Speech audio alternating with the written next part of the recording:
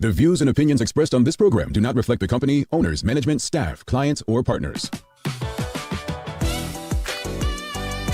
Welcome to Bermuda's Daily Talk Show. It's the Daily Hour.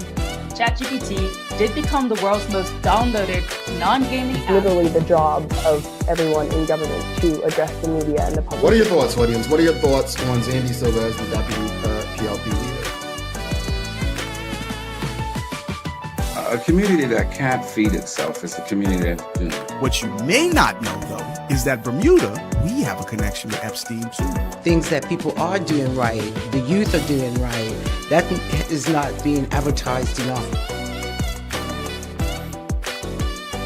When you see access to U.S. dollars disappear, that's when you have a problem. If you've got a town in the UK with a similar sized population, this place absolutely outshines it.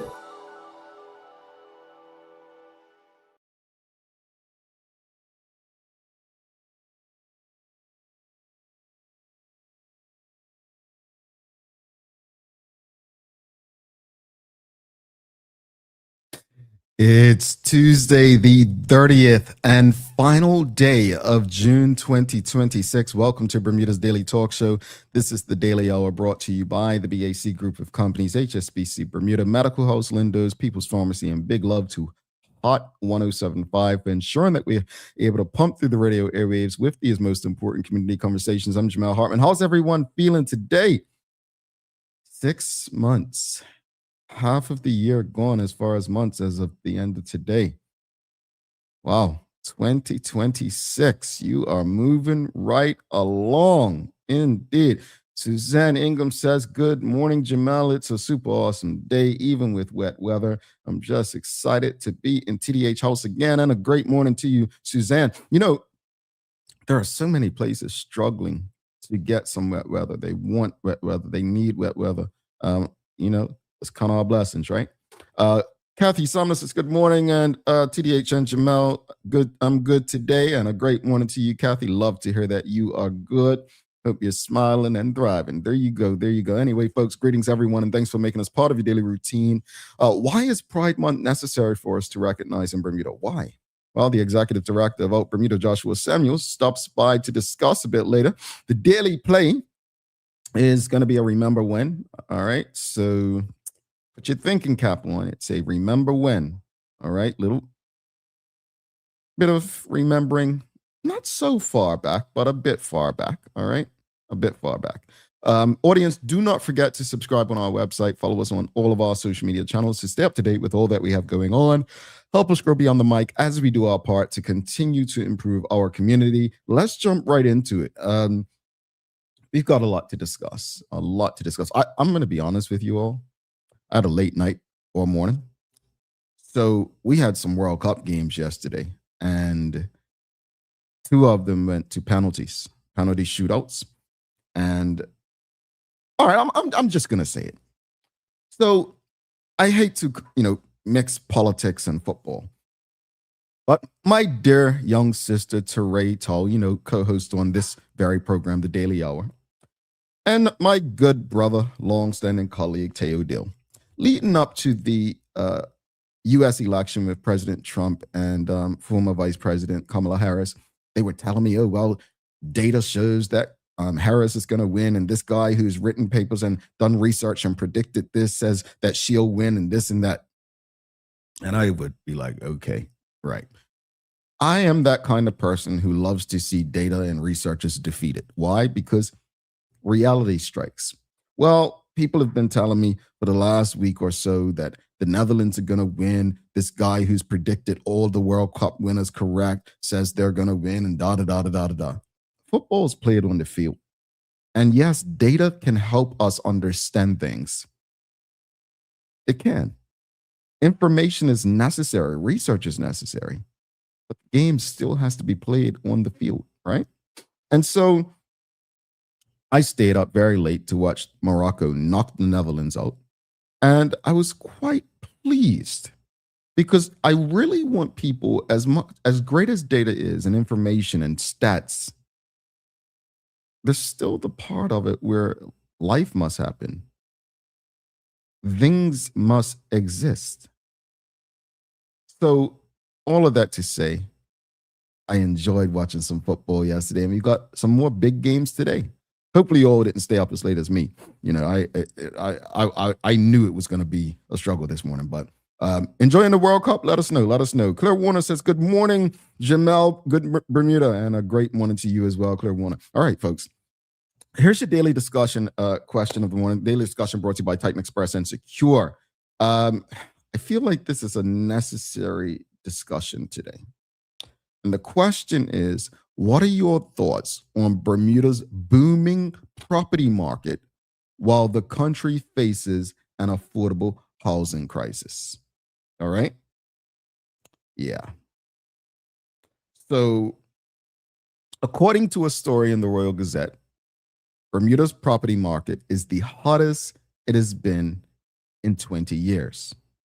Now, on the surface, that sounds like great news. A strong property market is often viewed as a sign of a healthy economy. But like many things, it depends on who's benefiting. At the very same time, the government is bringing in modular homes to help address Bermuda's affordable housing crisis. See, we're hearing about that condos, which once struggled to sell for between $250,000 and $300,000, are now averaging more than $700,000. Now, according to this same report, many of those purchases are being made by full British Overseas Territory citizens, which makes one wonder how many Bermudians are driving this market. Yeah? Because they could have just said Bermudians, but they said full British Overseas Territory citizens. Interesting, right? But it gets better, or not.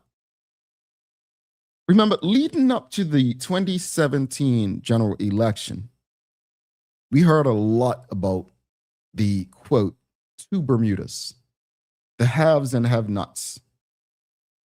Fast forward to today, and you have to ask whether that gap is getting even wider. On one hand, you have a booming property market where prices continue to climb. On the other, you have families struggling to find affordable housing. Young Bermudians wondering if they'll ever own a home. And government looking at modular homes as one solution to the housing crisis.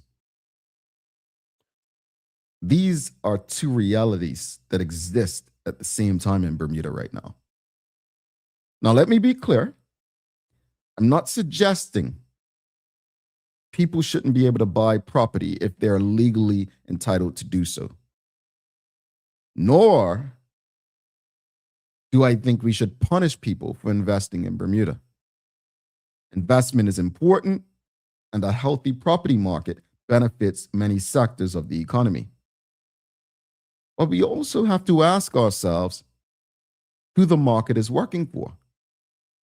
If home ownership continues to move further out of reach for ordinary Bermudians, particularly young families and first-time buyers, then eventually we have to ask whether the market is serving the country's long-term interests. If Bermudians increasingly feel like they can't afford to live in their own country, while property values continue to soar, it's something we need to be taking seriously. The challenge for any government is finding balance between encouraging investment and ensuring that people who call Bermuda home still have a realistic opportunity to have and own one. So this morning's question, you see it. What are your thoughts on Bermuda's booming property market while the country faces an affordable housing crisis? Let's take a break. Think about that. Let us know your thoughts, and we'll be back in this short moment. Stick with us. People's ACW, located at King Edward VII Memorial Hospital, carries over-the-counter medicines, toys, cards, and even toiletries. Our knowledgeable staff are there whether you're at emergency, visiting family, or a member of BHB staff, to show you our best even when you're feeling your worst. People's ACW, we're here for you.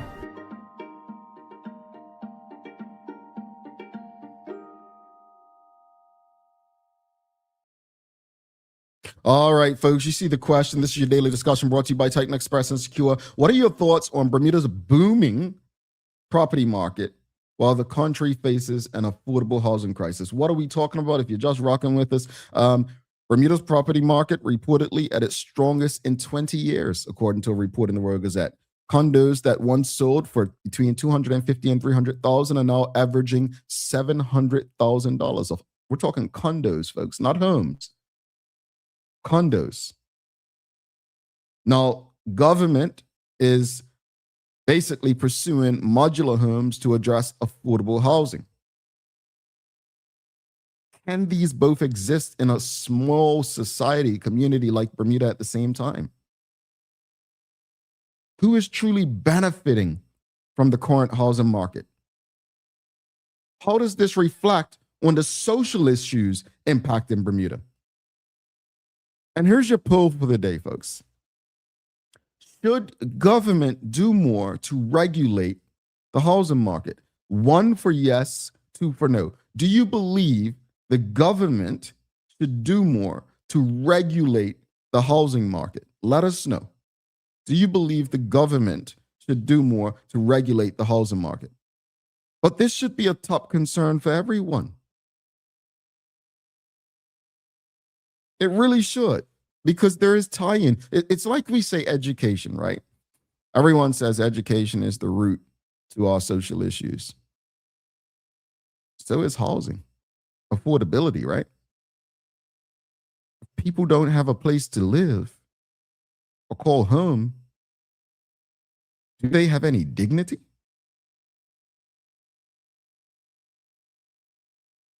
Young Bermudians, if they're not working in a certain sector, do they have a realistic opportunity to own a home? Does a strong property market automatically mean a healthy housing market? Should government intervene more or allow the market to operate freely? Again, we go back prior to the 2017 election. All you heard the then opposition leader, David Brett, speaking about was the two Bermudas, two Bermudas, two Bermudas. Ask him. Journalists talk to the premier all the time. You never hear that. I haven't heard him use that term in ages. Maybe every time there's an election.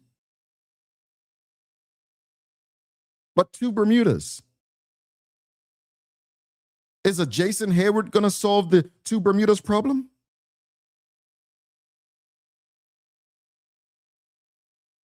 Does he know how to fix it?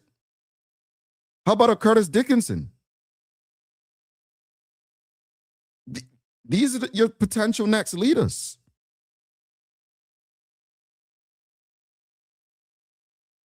We got some issues, but hey, Bermuda's booming. Bermuda's booming, folks. Nothing to worry about here. Nothing to see here. What are your thoughts, audience? We've got J Miners 8428 says something needs to change to support homeowners wanting to rent to Bermudians. Better protections for landlords. Yes, they could do more. Okay. J Miners says believes the government can do more. WKD Lama says housing should be a human right. It appears that many see it as an investment. How many empty houses will it take before action is taken? Here's the thing. You say housing should be a human right. If we don't treat healthcare like a human right, what chance does housing stand? Healthcare is literally $1 million business. Sorry. $1 trillion business. We don't look at healthcare as helping people. We look at it as how can we make money off of people? I don't think we necessarily care for human rights. I think the human rights we tend to discuss are feel-good stuff, right? What's going to make people feel good, not what's truly going to help them. I don't disagree with you. Housing, access to food and wellness should be basic rights. It's about dignity, right? I absolutely agree with you. We have the arguments about free market versus non-free market, capitalism versus otherisms, right? And through all of these conversations, we lose sight of the human element. Let me be very clear. I love doing what I do. I don't mind hard work. I love to work. This is not about people working hard or not. I remember, a billion-dollar businessman used to always say, well, if you work hard, you can achieve. No. My grandparents worked hard all their lives. I know what they did and didn't achieve. It's not about hard work. Sometimes it comes down to access and opportunities. And that's what housing is. That's what cost of living is. That's what education is. It's about access. There was a time when, only the rich went to private schools. Now you have people struggling to send their children to these institutions because they believe it's better. And now the rich, well, many of their children are going overseas to other institutions. Access. This is not a criticism of how people spend their money. This is just the reality. This is our reality.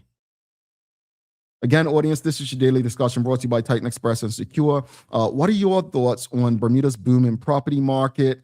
While the country is facing an affordable housing crisis. Like, we have a real estate veteran who's about to retire, according to reports in the Royal Gazette, saying Bermuda's property market is booming.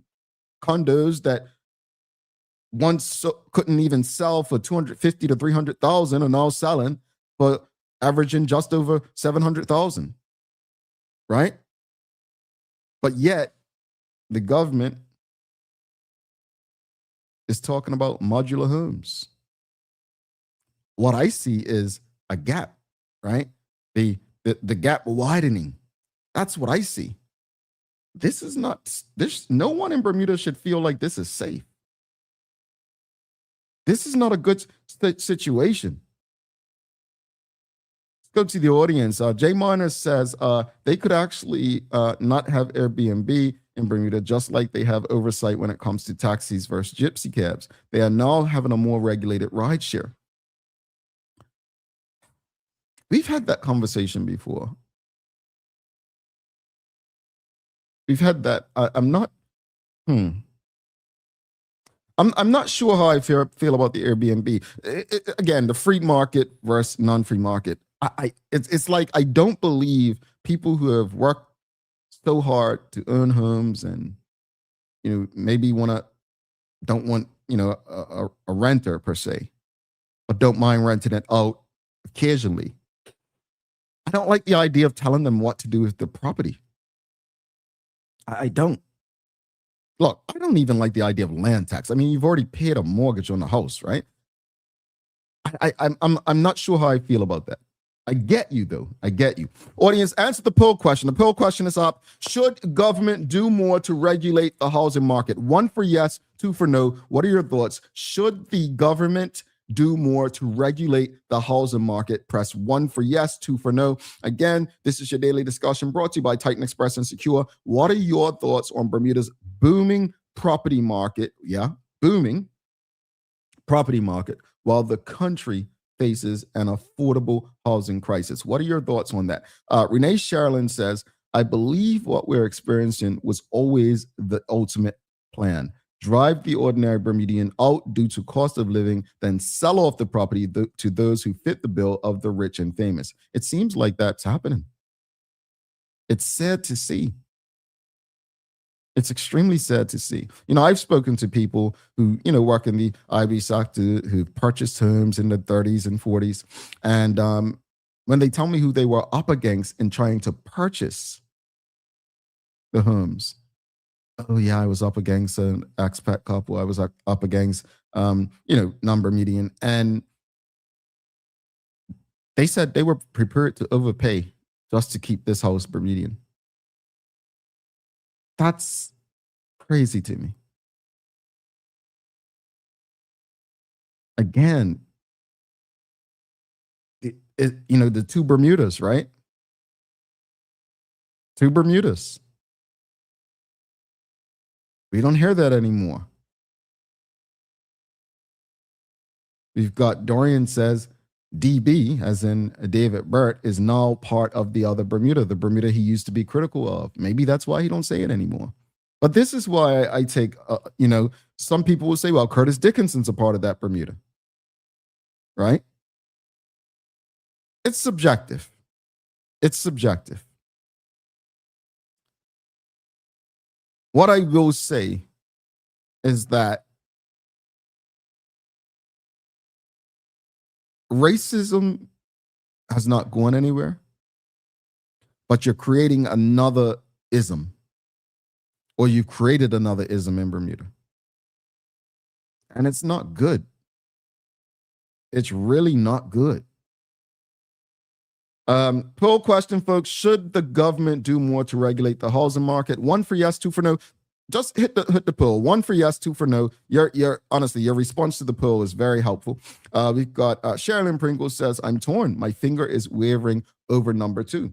I'm torn as well. That's why I'm asking you all. I want to know how you feel. I'm torn. Because I don't like government to overregulate. I don't like the idea of government regulating necessarily. But I also understand that sometimes it's necessary. I've shared this with you before. I remember many years ago, David Bird and I were sitting off and we were talking. And I'll never forget him saying to me, Jamal, not all laws are bad. And he's right. Not all laws are bad. For me, laws should exist to help people, to protect people, right? And if there's regulation to help Bermudians and protect Bermudians, I'm all for it. If it's legislation that will hinder Bermudians and hurt Bermudians, I'm not for it. Ms. Ellen Kate Horton says, the government is ensuring that we have little or no wealth, but how are the members of government themselves, their friends and families doing? Oh, now we're asking some serious questions. I once said on this show, and it made some people unhappy, but I'll say it again. I'm sure we got some good church people in the audience. And I say church people because that's what I'm familiar with, right? But I've always said, leaders shouldn't be living 10 times better than those who follow them or those who they lead. Meaning the pastor should not be living 10 times better than the majority of the population. The leader of a country shouldn't be decked out in gold and expensive suits while the people of the country are struggling. I'm a firm believer in that. I'm a firm believer in that. Seems like 67% of you say the government should do more to regulate the housing market. I'd like to know what that regulation looks like. I'm curious to know what that regulation looks like to most of you folks. This was your daily discussion brought to you by Titan Express and Secure. We've got one more comment. J-8428 says, okay, I agree. I don't think Airbnb should be banned. Just maybe government can do more to support landowners wanting to rent to Bermudians, incentivize, subsidize. Yeah, it's not that I necessarily disagree with it being banned. I just know that, there are some people who may have it where it may not be harmful per se. It may be there to help people who are transitioning, right? I just don't like the idea of telling people what to do with their money. if it's not causing harm to others. However, if it is causing harm, maybe not directly, then maybe we need some government regulation and get involved. I like this idea though, J minus, renters can take a course. Yeah, I think Home was doing something like, I could be wrong. I think there was an organization, may have been Home, that was teaching something regarding that. Also, J minus says landowners can prefer to rent to those who have taken the course of caring for the property. Indeed. All right, folks. Thanks again for rocking with us with that daily discussion. If you appreciated this morning's discussion, make sure if you're streaming with us on Facebook, LinkedIn, YouTube, Twitter, X, or Instagram, give us a thumbs up, a love, a like. Make sure you share it with your friends, your family, your colleagues. Let's show some love to Titan Express and Secure. The daily discussion is brought to you by Titan Express and Secure. Titan Express delivers safe, professional, and reliable transportation and tours across the island. From island tours to cultural expressions, they set their standard. And Secure is your go-to for property management, waste management, and residential and commercial services. Visit securebda.com. Professional, punctual, and reliable service is their commitment to you. All righty. Well, folks, let's give you a days of the year. Days of the year. Well, here we go. It's World Snorkeling Day, International Asteroid Day, International Sailor Moon Day. But we're going to go with this one. It is Social Media Day. Social Media Day. So I'm going to ask you all, what is your favorite social media platform and why? You all already know what I'm going to say. And I'm not as active as on it anymore, but my favorite social media platform is still LinkedIn because I feel like I can go on there and read articles of things that interest me, which I do pretty often, right? I don't engage as much on LinkedIn anymore, I should say. I just don't have the time, right? When you're working, you're working. But it's a place where I gather so much information just to do this show. So LinkedIn, number one would be my number one social media platform. Shikarina says YouTube, but YouTube said that they said they're not a social media platform. And they were in that lawsuit. They said, no, we give people an opportunity to share their content. We don't do social media. I agree with you. It is social media, Shika. But back to LinkedIn. Did you all read the story of the Cape Verdean player who basically the coach found him on LinkedIn? You reached out to him on LinkedIn, and he didn't respond because it was in another language. But basically, he really made it to the team due to LinkedIn. And I keep telling people, and Bermudians sleep on LinkedIn, right? It can be annoying. It's definitely different from what it once was. It's like everyone's trying to sell something. Everyone's an expert. Then all those posts thanking 100,000 people for your latest position or this and that. Yeah, it can be tiring, right? But if, in my opinion, you use it right, and when I say right is to engage good information. And when I say engage good information, like different articles people write that may align or, be of interest to you in your field, trust me, it can be great. And who knows, based on what you engage, someone may reach out and say, "Oh, look, this person's." It's literally your social media resume. Oh, he plays for such and such, but he's from. Let me reach out to him. I'd say we don't take advantage of LinkedIn enough. We really don't. And Bermudians sleep on it. Sherilyn Pringle says, not as active any longer, but both Threads and Substack are my favorites. I literally post on Threads like 3 times a year. If that, I posted last night. It's such a poor man's ex-Twitter to me. I just never got into it. But Substack, audience, I don't know if you're familiar with Substack, but I joined Substack about a month ago. Because one of my favorite journalists in Manchester, England, started putting, his articles on there. And I wrote my first Substack about 3 weeks ago. It was about traveling. You go read it. I can send it to you, but I wrote my first Substack about 3 weeks ago. And I'm actually going to be writing a new one very soon. But Substack, if you love to read and engage, Substack is it, folks, honestly. Sherilyn, thanks for mentioning that because I would have forgot. Traveling Trotty says, TikTok, learn so much. You know what? TikTok is so different from what everyone else thought it was. It's more than just entertainment. Like if you don't like to read, for instance, if you'd rather people do videos and you like, it's a great way to learn different things about different cultures or things that interest you. I agree. Thanks for that, Charlie and Trotty. I'll have to revisit LinkedIn. Sherilyn Pringle says, again, it depends on industry. It depends on roles, right? But LinkedIn, depending on industry and roles, can be your best friend, greatest advantage. And we've got Mark Arthur C. Phillips, he says, don't sleep on Reddit as well. Yep, Reddit. All right, folks. Social media day. Keep it coming. Let us know what your favorite social media platform is. No one said Facebook. You all don't want to be shamed. All right, we're going to take a quick break. Don't forget, we've got a very special guest coming up. Why celebrating Pride Month in Bermuda is necessary. The Executive Director of OUTBermuda, Joshua Samuels, joins us after this break. Do not go anywhere. Stick with us. Guess what? Bermuda's most popular game is back.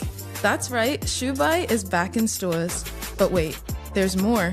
The brand new Shoebuy Summer Edition is here too. Bring the laughs, the vibes, the friendly chaos to your barbecues and summer get-togethers with Bermuda's favorite game.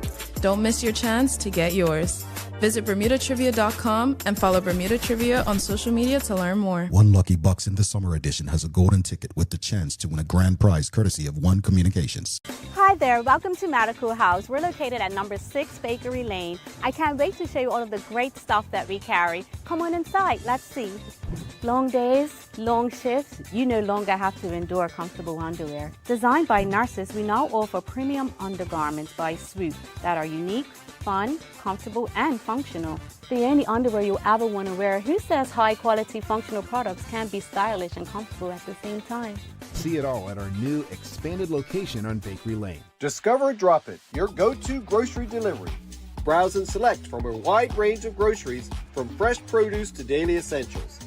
Our friendly drivers deliver fresh groceries to your door fast, saving you time and hassle. With Drop It, you get fresh groceries delivered fast, so you can focus on what really matters. Drop It. Freshness at your doorstep. Delivered to your door with Lindo's. Why go anyplace else? Buying your first home in Bermuda can feel like climbing a ladder. Rung 1, mortgage pre-approval. Rung 2, find the house. Rung 3, wait.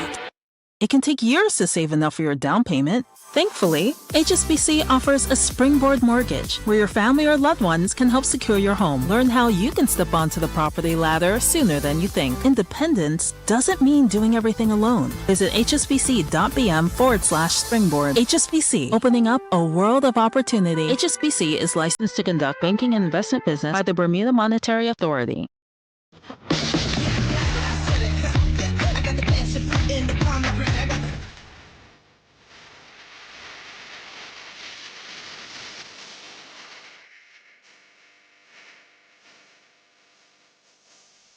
You wanna come get some?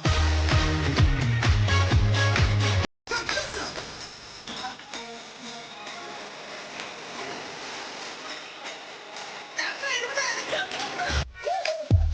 Stop playing around. Stop playing around. I got the juice. I got it, no doubt.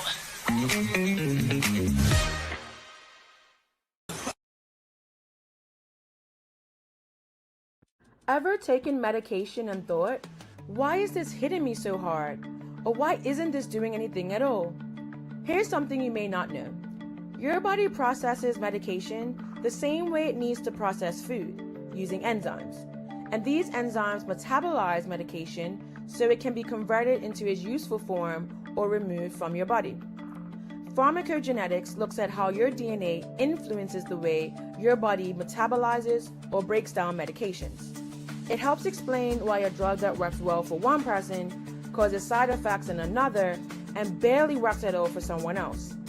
That means the same pill at the same dose can feel very different from one person to the next. It's not about blame, it's not about doing something wrong, it's simply biology. And once you know what works best for you, medication decisions stop being guesswork and start becoming personalized.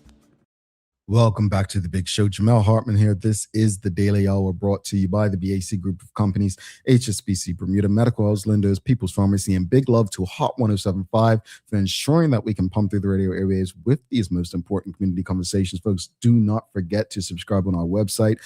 Follow us on all of our social media channels to stay up to date with all that we have going on. Help us grow beyond the mic as we do our part to continue to improve our community. All right, folks. Well, we got Shawnette Sumner says, your Substack article on travel is excellent. When I saw it, I was like, oh, Jamel. Jamel Sharp, she says. Yeah, I don't know what made me write that. I was just in a moment. But I've got two things. Thank you, Shawnette. I appreciate you very much. And something tells me you'll be starting a Substack as well, because many people don't remember Shawnette Sumner many, many years ago used to write in the Bermuda Sun. She recently wrote something in the Royal Gazette, but I think we need to get back to writing. And trust me, folks, there was no ChatGPT or AI of that. The mistakes in it were mine, right? I had to go back and edit after sharing it with people. I'm being real with you because this is who we are. I had to edit because some of you all who read it didn't even want to tell me. But I think we need to get back to just writing and being ourselves. And I had to edit it about 10 or 12 times, 10 to 12 times. It was a lot. Some punctuation errors. There was a spelling error here. There are a typo. But I look forward to my next two as I come up this July, celebrating 7 years of no alcohol, and also my World Cup experience. So I'm going to be writing about both of those things. And hopefully, when I write, it's really to share my experiences in hopes that it inspires, empowers, or moves others, right? That's it. That's it. I don't need your likes. I don't need your follows. I don't need your, pat on the back. I don't need any of that. If one person can be empowered, inspired, or moved by what I share, then my job's done. All right, folks, enough about me. Got a very special guest. Let's give a warm TDH welcome to our very special guest for the day. Please welcome Joshua Samuels, the Executive Director of OUTBermuda. Oops, that's not the one. Here we go. Joshua. Morning. Happy Tuesday to you. Happy Tuesday. It's a rainy one here in Bermuda. Yeah. I mean, look, the showers of blessings, they tell me. They say, hey, look, there are people who are crying for wetness. And here we have it. I got to ask you, though, before we get into the conversation this morning, it's social media day. That's what I said it was, right? Yeah, social media day. What's your favorite social media platform? I think my go-to platform will be Instagram. Okay. IG does it for me. The gram. Okay. Showing his age, folks. Showing his age. Yeah. The gram.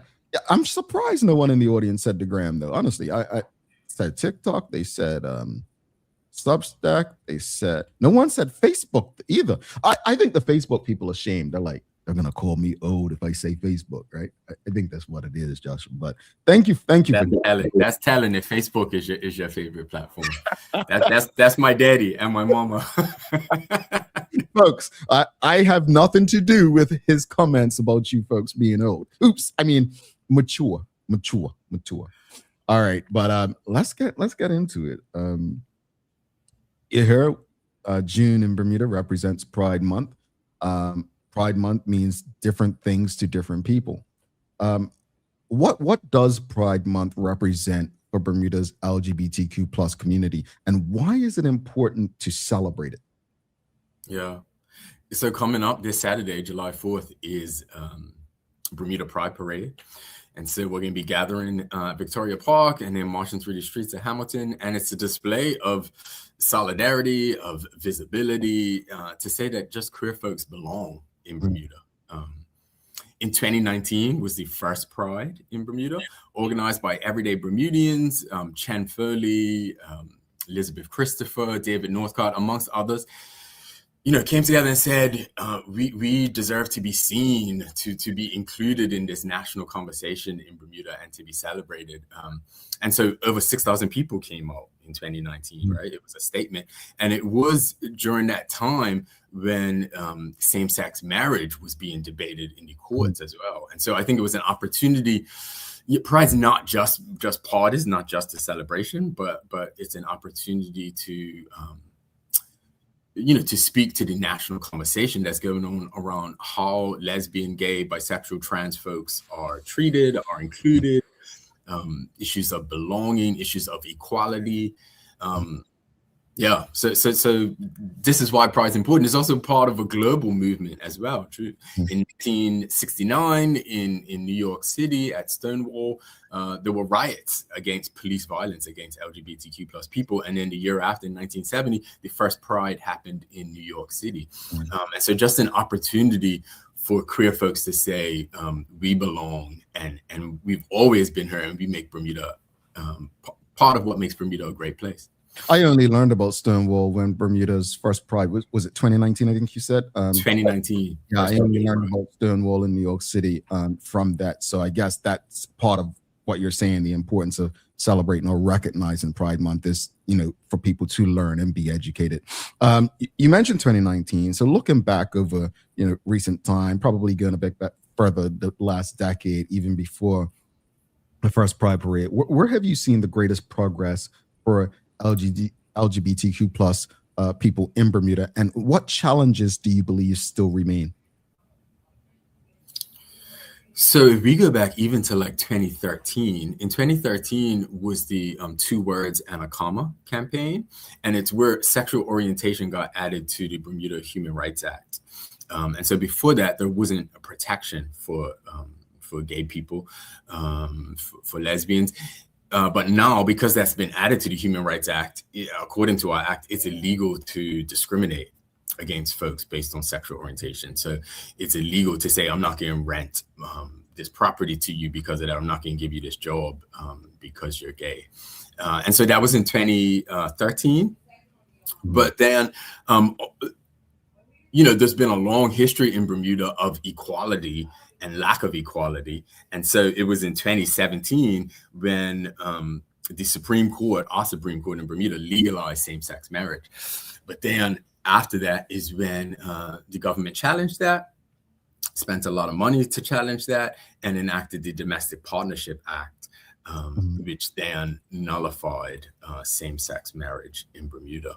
And so for us and for LGBTQ people in Bermuda, for Out Bermuda, we recognize that it's a harm to people's dignity and to equality in Bermuda. And we recognize that Bermuda is a place of community, right? We know each other, we're cousins, we're friends, and everyone deserves a place to belong and be included in their own country. So for me, it was huge to come back to Bermuda in 2023 and attend my first Pride Parade. The theme was homecoming. Tiffany Pankter was leading Out Bermuda and helping to lead Pride along with Najib Shantouf. And it was an opportunity for my queer identity and my Bermuda identity to intersect for the first time. And that was powerful for me to feel seen and celebrated in my home. What challenges do you feel like still exist though, with all the work that's been done, and how's Out Bermuda helping to overcome those challenges in Bermuda?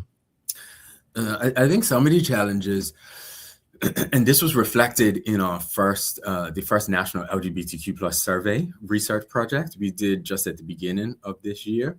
So January, February, and March, we had 275 LGBTQ plus people in Bermuda share their experiences.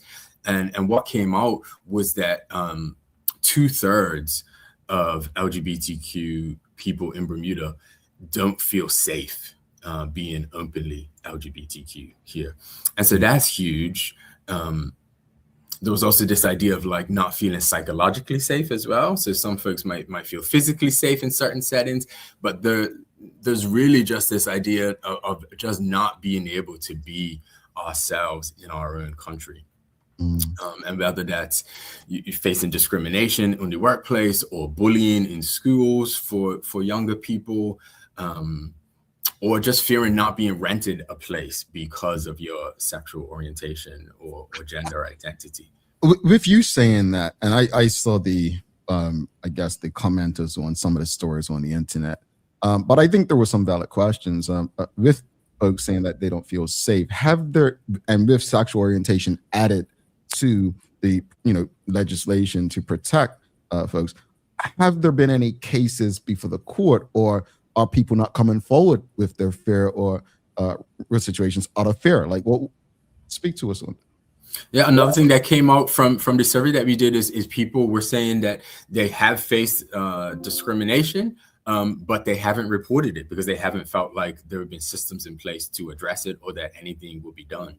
I mean, a big area is just folks feeling not treated well in schools and bullying, that being a big issue. We know that's an issue across the board, regardless of people's sexual orientation, but we found that it was really big for our community, and not feeling a trust that anything would be done about it if it was reported was a huge thing. So some of the things we're looking at is working with the Human Rights Commission and how do we help people to understand what their rights are, and that discrimination on the grounds of sexual orientation is illegal in Bermuda, and that they can file a complaint, they can go to the Human Rights Commission, and there are channels to go through. So we've had folks that have come to us and reported long-term discrimination and hate speech that has been enacted against them, but haven't known how to report or where to report. So it's definitely happening out there, but I think there's maybe a lack of awareness that that folks can do anything, and then a lack of trust that something will be done. Gotcha. Audience, if you have any questions or comments, you can send them through. For those on the radio, we're speaking with Joshua Samuels, the Executive Director of OUTBermuda. Now, OUTBermuda's work extends well beyond Pride Month. Can you tell us about the organization's year-round mission and the services and support it provides? Yeah, so OUTBermuda is the only registered charity in Bermuda that's specifically dedicated to LGBTQ plus people and support.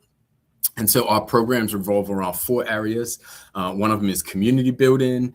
The other is education and advocacy, and then mental health support, and then also empowerment. So we have a program in partnership with Solstice where we provide free therapy to our community. So last year, we provided over 19 different folks with over 101 therapy sessions in partnership with Solstice, so provided at low cost or free of cost. And then we also do empowerment work. So we give out an empowerment grant every year. Last year, we gave out 3 of those to folks who were doing a podcast on folks in our community, someone else running queer dance classes. And then we gave out an education bursary. Winner of our education bursary, a young Bermudian by the name of Josiah Durham, studying politics at University of London. And now he's been involved in our advocacy work and our advocacy team and helped put together the LGBTQ plus survey that we do. And then the big thing that we've been leaning into, I would say over the past 2 years, is really our advocacy work, and really trying to take the issues that matter to our community and put them in the public conversation.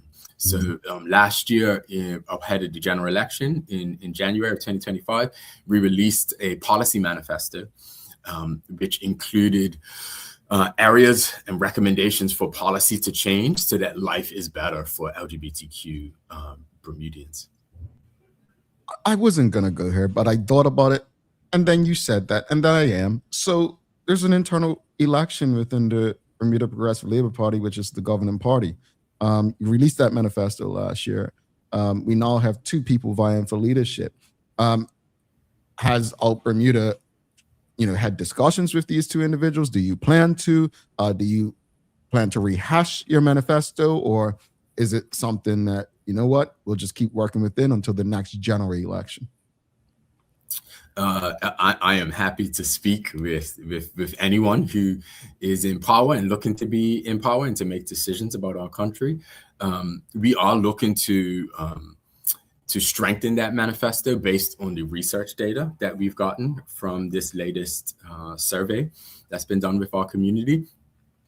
But one of the things that we've been doing is meeting with individual political leaders, members of parliament, who say, yes, we believe Bermuda needs to be a more welcoming and inclusive place. So just recently, on the steps of City Hall, we held a moment of recognition for the International Day Against Homophobia, Biphobia, and Transphobia.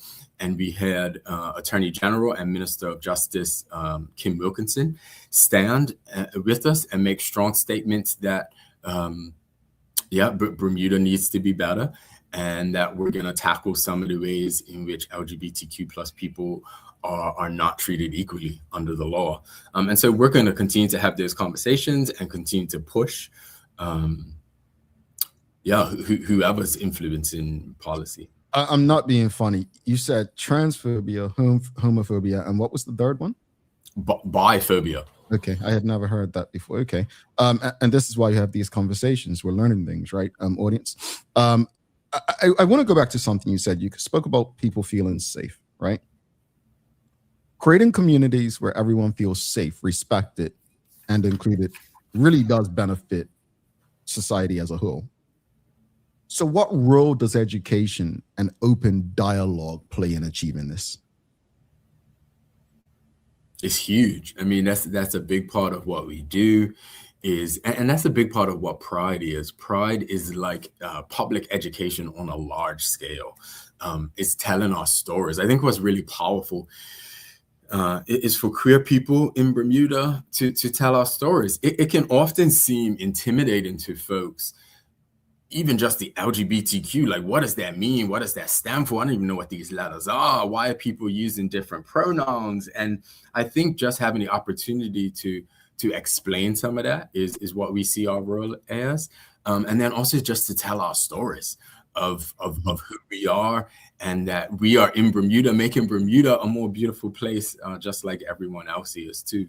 And so we go into schools, we've spoken to educators, we've spoken to other charities, we've done some work in partnership with Home, and speaking about how their services can be more inclusive to trans folks. We go into corporate sector and how businesses and workplaces can be more inclusive. And so we're always happy to have those conversations. Just recently, 2 weeks ago, one of our Pride events was a panel discussion. And on that panel, we had Linda Bogle-Meisner, Black Bermudian activist, part of the BPSU, just sharing her story and calling for Bermuda to do better. We also had the pastor at Wesley Community Church, which is an affirming church, and was able to have those conversations around, like, what does it mean for Bermuda, and how does, like, faith and sexuality interact? Because we know that's a big deal in Bermuda, and many people, because of their faith, feel like they can't be. We don't want to support lesbian people. We don't want to support trans folks in Bermuda. But then it's important to have those conversations, say, oh, well, there are some folks who are religious and are Christian, and also affirm folks freedom to express their sexuality in that way. And so just having those conversations is hugely important. And that's what we've seen when we've gone into workplaces and been able to just explain and open up conversations for understanding. It's the reason why I'm on your show today. I welcome the conversation, especially when it comes to religious folks and the church community in Bermuda. I think it's a conversation that we need to have. And speaking of that, there are people who just may not fully understand the experiences of LGBTQ plus individuals. You know, what are some of the biggest misconceptions you encounter, and how do you address them as, you know, the executive director of OUTBermuda, but also as the organization? Yeah, I think one that we get often is, hey, I'm okay with you all being gay, but just why do you have to put it in our face all the time? And I think what I like to remind people is that most gay people, queer people, trans people, they don't want to put anything in anyone's face. They just want to live their life. So they want to be able to rent a house without being discriminated against. They want to be able to go to their workplace and not feel like they have to hide parts of who they are. They want to enjoy marriage rights like everyone else does. And so it's for most queer people, LGBTQ plus people, is not an idea of hey, I need to be out there. For me, this is my job and my role. And so for some folks, it may seem like I'm in your face a lot, but that's what I get paid to do. This is my job to advocate for our community and for a community that is more inclusive. And I think it makes Bermuda a stronger place. I think another misconception is just that this is all about sex, like because it's sexual orientation, and that sometimes I think we can reduce a gay man to just sex, or a lesbian woman to just sex, who they want to have sex with. But it's a whole lot bigger than that. People have intersecting identities. They have other things that they do. They have their job that they do. They're a family member. They have hobbies and activities that they do as well. So we're whole people like everyone else, and this is one part of our identity.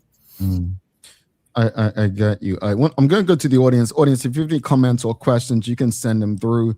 We've got Traveling Trotty says, as an educator, I attended a workshop on the use of pronouns, and I found it very insightful. It reminded me of the importance of being respectful of people and how they choose to be addressed. Now, again, I said earlier, I use LinkedIn, and I just remember her, she, he, him, and I was like, well, what is that? Like, again, I didn't know what it was. And you learn that's how people want it to be addressed, right? But people feel like they have to walk on eggshells, right? So what would you say to those who maybe they're not a part of the LGBTQ plus, and it's like they just feel like they're walking on eggshells? No matter what they do, they're going to offend someone, even if they address them wrong. Yeah, I think one of the ways that we respect people is by we learn someone's name, right? And we address them as they wish to be addressed. And so that's something that we can do when it comes to gender identity too, because we recognize that we can look at someone and assume what their gender identity is, but that's not always the case. And so not assuming, and so I put in my email signature, I'll put that my pronouns are he, him. And people may say, well, that's obvious. Why do you have to put that? But what it does is it lets people know that I'm not going to assume that for you. And if your pronouns are different and your gender identity is different, then I'm willing to understand and to learn what makes you feel heard and seen and respected when I'm in interactions with you. And so I think that's something that we can do, is just be curious, listen to other folks, and to be respectful. This Pride Month, what message would you like to share with the LGBTQ plus Bermudians, their families, allies, and just the wider community about continuing to build a more inclusive Bermuda going forward? Yeah, I'd like to say to our community that OUTBermuda exists for you, whether you are out, whether you're not out yet, whether you're questioning, whether you're afraid, whether you're not sure. Like, we exist to really work and push Bermuda to do better. And so we have Pride Parade coming up this Saturday. It leaves from Victoria Park at 4 p.m. and we invite folks to come out. Pride is just not for gay folks. It's for everyone who believes that Bermuda should be an inclusive place. But we know that there's many folks who don't feel safe enough to be out. Specifically Black queer Bermudians, who it's more difficult to be out in Bermuda than let's say someone who's an expat and who lives here. We've seen that from the research data that we just collected. And I want to say that we are here for you as well. And so if you want to make this your first Pride where you come out, we're happy to support you. If you can't come out yet, we march on your behalf as well. We want to see Bermuda be a place where that 15-year-old young person who's just come out as trans doesn't get kicked out of their home. We've seen that happen, but we want to see a Bermuda where that person is celebrated and supported so that they can contribute to Bermuda society. And then I'll say to folks who, are maybe sitting on the fence and you're like, man, I'm not sure, but maybe you have a gay cousin or an auntie who's a lesbian, or someone in your family who's trans. You coming out to a Pride Parade or a Pride event shows solidarity and so much support and communicates just a message of love and inclusion. to folks who are part of the community. And so this could be the first time when someone feels safe enough to share their identity around you, when they see that you came home. Dorian says, this has been informative. Thank you. I'm curious as to why only one question has been asked today. Is it because if a heterosexual comments or asks questions, they are deemed homophobic? Let's talk about that before you go, because grace is needed on both sides, right? I think we could both agree grace is needed on both sides, but there are people who really will leave the room rather than have this conversation because they don't want to be seen as being hateful because they disagree or they don't particularly like the idea of these conversations. How do we come to a common ground, right? And I've used myself as an example in the past. For instance, for me, when we fought to end conscription, it wasn't about inclusivity. We didn't want to be included. I was okay being excluded. I'm okay with different groups having what's for them. That's just the way I think. But I'm also okay with being inclusive. I think there's a time to be inclusive and there's a time to exclude, right? I believe there are forms of discrimination that are necessary, right? I believe there are forms of discrimination that are just wrong. I think it's all subjective based on how we're brought up and what we think. But how do we get to that common ground, that space where people can question without being told they're being hateful or having someone trying to, take their job or opportunities from them? I think I appreciate Dorian's comment because this has been informative. This is why we have this show, to help each other. And I just want to, before you respond, share this is, Traveling Charlie says, I once taught a student who was transitioning and they taught me more than I taught them. This is about education and learning and helping. And when we're learning, there are going to be disagreements, discussions, arguments, right? There's going to be that. But how do we get that common ground if one side almost to some people has become the oppressor? If that makes sense. That's how some people see it. How do we get there? Because I think we're closer than we think. I'll say this: conversation is where it's at, and being curious and listening and learning and speaking to each other in ways that are respectful. I think where it becomes difficult though sometimes is when you're having these conversations, when we're talking about issues of sexual orientation and gender identity, for folks who are not part of the LGBTQ community, it can be an intellectual conversation. But for folks that are, it's our identity, it's our lived experience. And so sometimes these conversations can be really difficult to have if someone is arguing against your existence and arguing against your right to be heard and seen in your own country. And so you can imagine why conversations can get difficult at times. And so I will push back and call on folks who are not part of the LGBTQ plus community. I do think there is a greater burden there to show grace and understanding to a minority who hasn't always been included. And if you ever look on comments online on any stories that get posted from OUTBermuda about LGBTQ, about Bermuda Pride, the hateful comments that come really remind us that sometimes Bermuda isn't a safe place, and that these are real folks who are somebody's auntie or uncle who are making these comments that really make people, not just feel unsafe, but they really are in unsafe situations. And so I'll push back and just say, I'm grateful for those allies who have come along and who listen and who learn and who are willing to have these conversations with respect, recognizing that they're speaking about somebody's lived experience. It's not just a debate for us who are gay and part of that community. Indeed. We've got Sherilyn Pringle says, Darnell Moore, a great friend of the LGBTQ plus community, taught me that it's not about coming out, but rather welcoming in. Oh, interesting. I actually never thought of it like that. We've got Manuela has a question, says, is it offensive to refer to someone whom you've known from birth as the gender you knew them as? See, that's a good question. I think it's always helpful to ask that person if they're a friend of yours, you know them, you have a relationship, then just ask that question of that person. Often folks who have transitioned and were assigned one gender at birth and now have transitioned and identify as another gender often they would want to be addressed as that gender, which is why they may change their pronouns. But if you have a relationship with that person, a working relationship or a friendship, then it's helpful to just ask and say, hey, I'm not sure about this. Can you help me? I want to be respectful and respect you. And most people would be happy to have that conversation.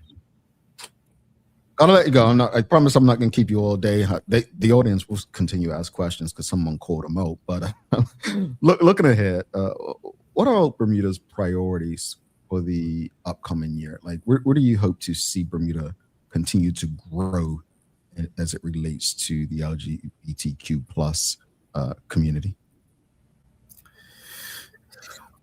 We really want to lean into our advocacy and education work because we see that's what's going to make a difference for our community.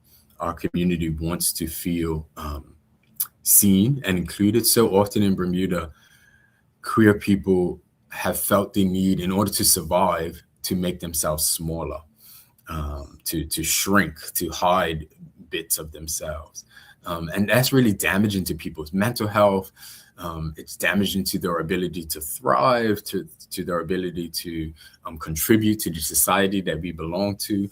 And so we're really seeking to change the hearts and minds of Bermuda public to better understand the community, better understand the issues around inequality, of discrimination that happens, and stigma.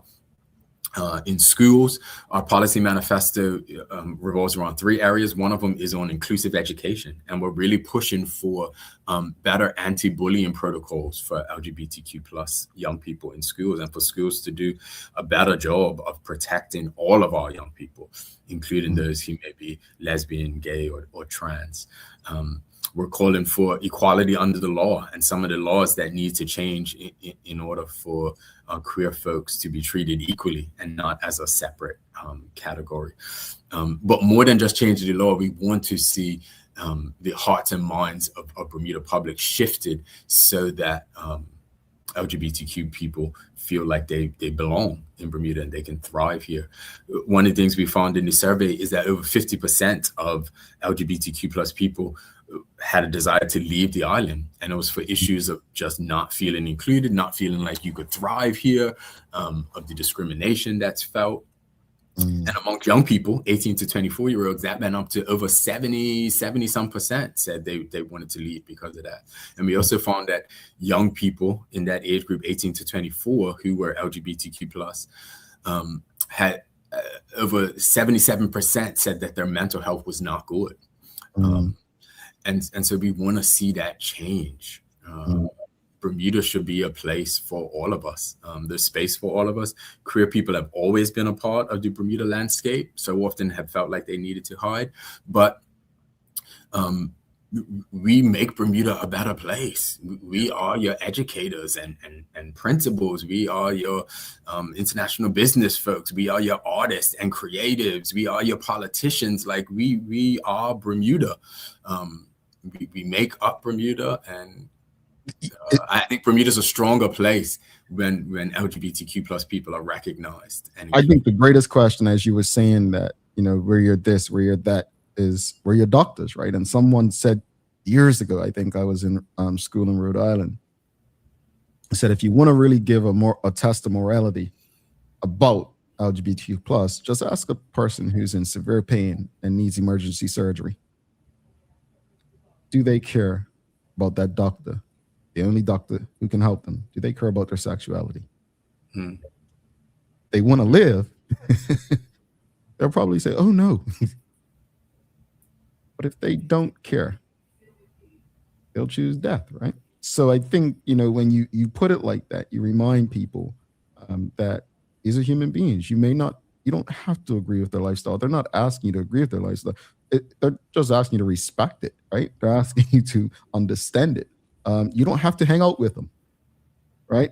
I mean, I don't hang out with all black people or all white people. Like, there are things that align people. Not all, LGBTQ plus people are going to be attracted to you. If you know what I'm saying?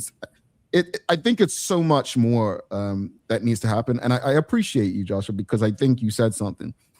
Through conversations, and the conversations are not all going to be easy. I learned that through conscription. There are people who come today. I get it now. I didn't get it then. Young and old people, right? Yeah. It's not saying that everyone's going to come around. One of the greatest lessons that one of our sponsors of this show told me some years ago is not everyone's going to come around, and that's okay. But focus on those who do. And when you get those who do, then they now start helping with others. Right? And so I appreciate you all continuing to have the conversation. I'm still shocked this is your first time on, because Tiffany was a regular. And I was like, no, we've talked a lot, in meetings, but I appreciate the work that you all are doing. I think all people want is, I mentioned earlier when speaking about housing, about dignity, right? I think that's the word that should stand out in all of this. Everyone deserves some form of dignity and to be treated fairly, as long as they're not causing harm to others, be it physically, mentally, or emotionally. So, all the best to you. Don't be a stranger.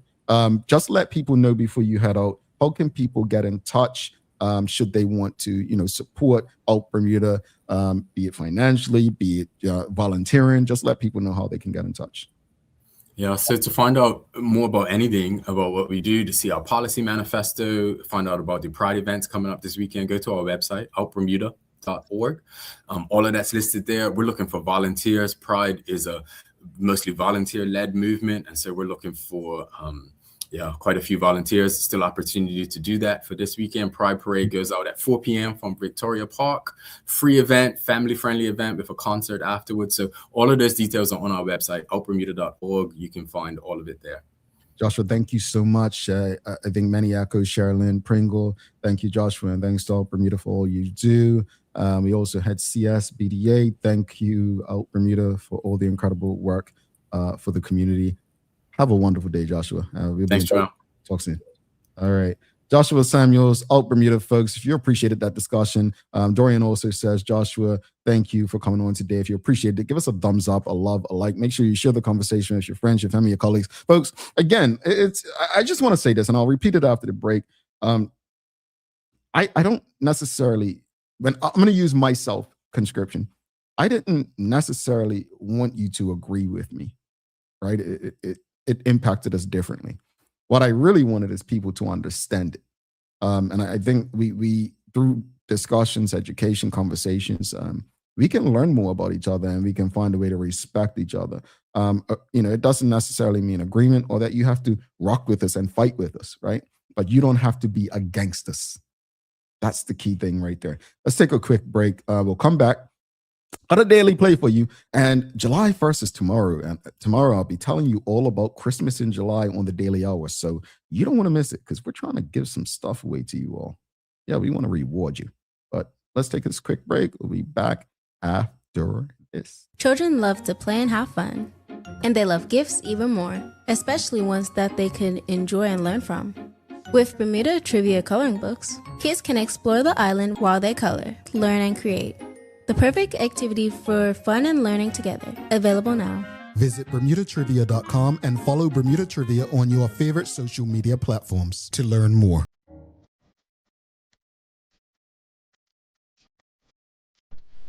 For over 70 years, Bermuda Pest Control has been protecting homes and businesses island-wide. We offer a full suite of services, including rodent control, termite fumigation, and general insect control and maintenance. Our team of experts will quickly and efficiently eliminate any pest problem you may have. With Bermuda Pest Control, you can enjoy a pest-free home in no time. We're committed to providing fast, reliable, and solution-driven services for our customers. It's what we've been doing since 1952.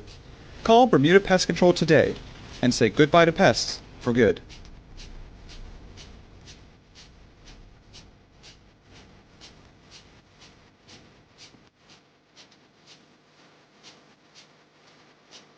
Dreaming of expanding your business? With BDC's Loan Guarantee Program, we support your ambitions. Get up to 75% guarantee on bank or credit union loans up to $300,000. Just your vision and our support. Apply today and unlock new business opportunities. BDC, Bermuda Business starts here. Bermuda Bermuda, there's nothing like a home-cooked meal, especially when you can feed the whole family without stretching your wallet. With the affordable Bermuda basket, you'll find savings on everyday staples like rice, chicken, corn, and more. Everything you need to make a good meal for less. Shop the Bermuda basket at Lindo's, Marketplace, the Garden Market, and the English Market. Visit costofliving.gov.bm to see the full list of goods and start planning your meals. This is a message from the Ministry of Home Affairs.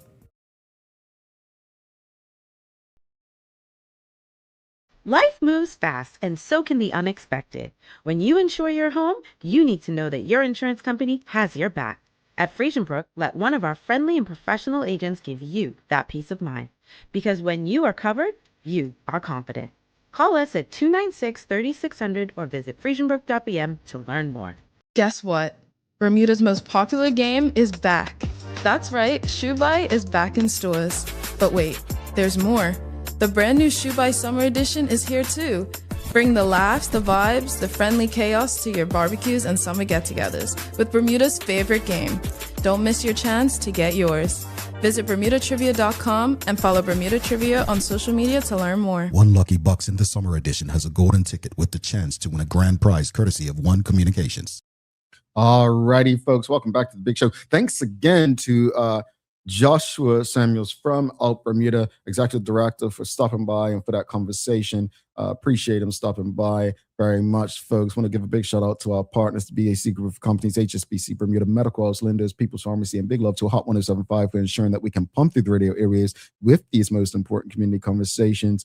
Alrighty, folks, it is time for the Daily Play brought to you by Bermuda Trivia. We've got Bermuda Trivia products. Shoe Buy the original and Shoe Buy the summer edition are selling off shelves. Also got the coloring book and crossword puzzles, as well as the traditional Bermuda Trivia game in various stores in Bermuda. You want to go check them out. It's fun for this summer's activities. Even if you're at summer day camp, got those corporate events in the summer, make sure you get it. Follow Bermuda Trivia on Facebook, Instagram, Twitter, X, and TikTok to find out why it's Bermuda's favorite trivia game. All right, are you ready? It's a remember when, and here is your question. You all got this one. What year did Bermuda hold an independence referendum?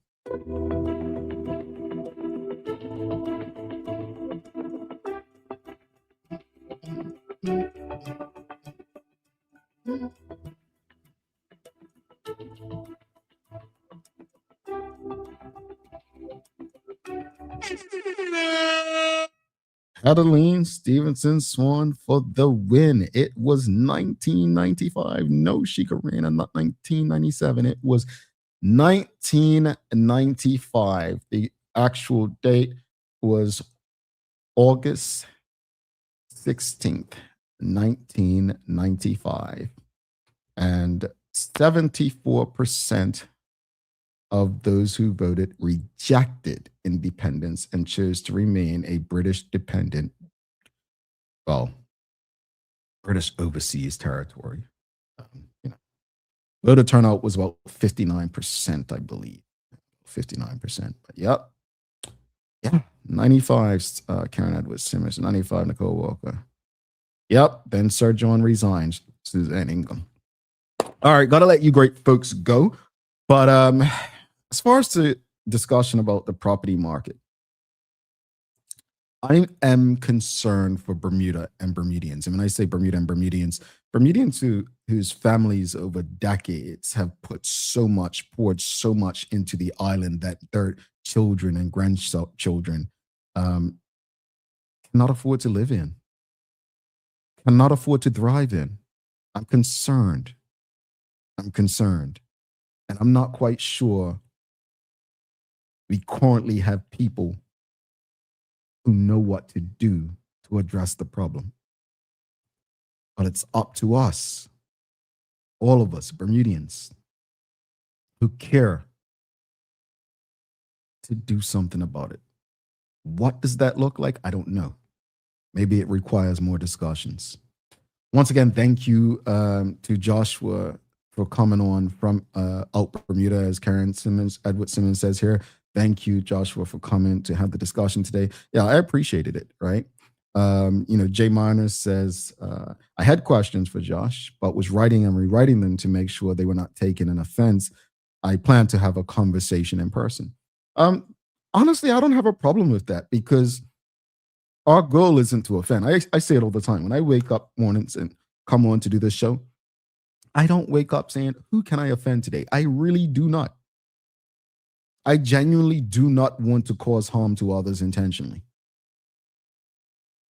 So I appreciate that, you were led by your conscience and as your guide this morning, J minus. But we just need to figure out how to communicate on things we disagree on, right? Sounds, it's might be harder than I'm making it seem.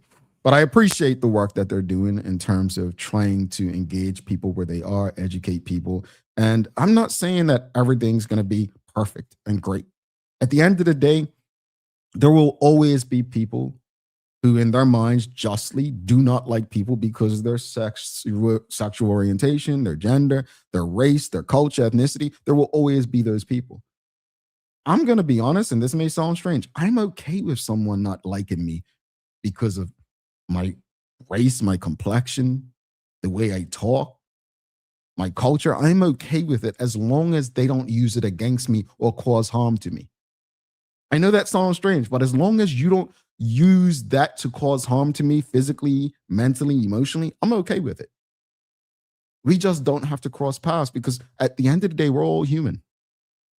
And we're going to make decisions that we believe are in our best interest, right? You may say, well, I don't want to be associated with a person who's stolen before. That's your choice.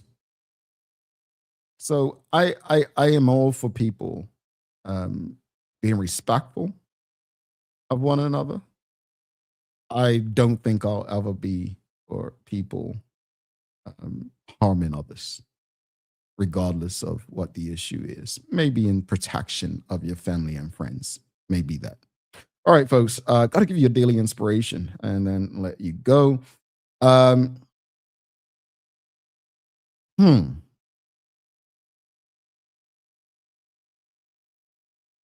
can't find it, but there's a quote in one of my books, and it goes like this. As I mentioned yesterday, and I still today just want to recognize and send love to everyone in our very small community who's in mourning. But I have to share this quote. Let death not be the only reminder of how precious life is. End quote. Alrighty, folks. Do not forget to subscribe. Don't forget to subscribe on our website. Follow us on all of our social media channels to stay up to date with all that we have going on. Help us grow beyond the mic as we do our part to continue to improve our community. Thanks again to our partners, the BAC Group of Companies, HSBC Bermuda, Medical House Lindos, People's Pharmacy, and big love to Hot 107.5 for ensuring that we can pump through the radio airwaves with these most important community conversations. As always, we appreciate you, we love you, we thank you for making us part of your daily routine. If all goes well, we'll be back to do this again with you tomorrow. I'm Jamel Hartman. Please do make it a safe and a great day. We are out. Peace.